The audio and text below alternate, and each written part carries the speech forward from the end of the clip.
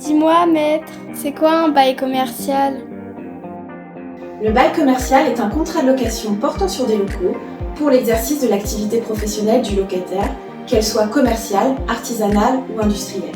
C'est une particularité française importante car le bail commercial bénéficie d'un statut protecteur du locataire avec notamment le droit au renouvellement du bail ou encore l'encadrement du loyer. C'est ce qu'on appelle la propriété commerciale.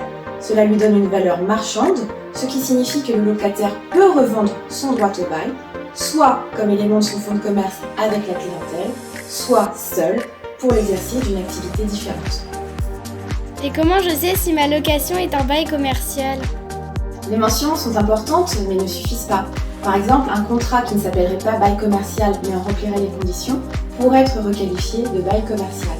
Ces conditions, quelles sont-elles? Première hypothèse, les critères prévus par la loi sont remplis, auquel cas le statut des baux commerciaux va s'appliquer obligatoirement. On dit qu'il est d'ordre public. Donc même si une clause du bail prévoit le contraire, ou encore s'il ne prévoit rien parce que le bail est verbal.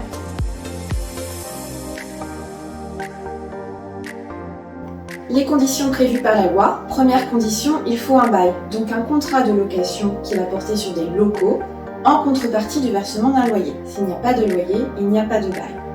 La deuxième condition est l'immatriculation du locataire au registre du commerce et des sociétés ou au répertoire des métiers, sachant que cette condition n'est pas nécessaire au début du bail, mais elle doit être remplie au moment du renouvellement du bail. Troisième condition, le locataire doit exploiter un fonds de commerce dans les locaux, c'est-à-dire qu'il doit disposer d'une clientèle propre, ce qui signifie que le statut des baux commerciaux ne s'applique qu'aux locaux principaux et non pas aux locaux accessoires. Soit, deuxième hypothèse, le propriétaire et le locataire font le choix de se soumettre volontairement au statut des baux commerciaux, par mention expresse dans le bail, ou encore par leur intention, si le contrat de location comporte les droits et obligations qu'on retrouve habituellement dans le cadre du statut des baux commerciaux. Affaire à suivre.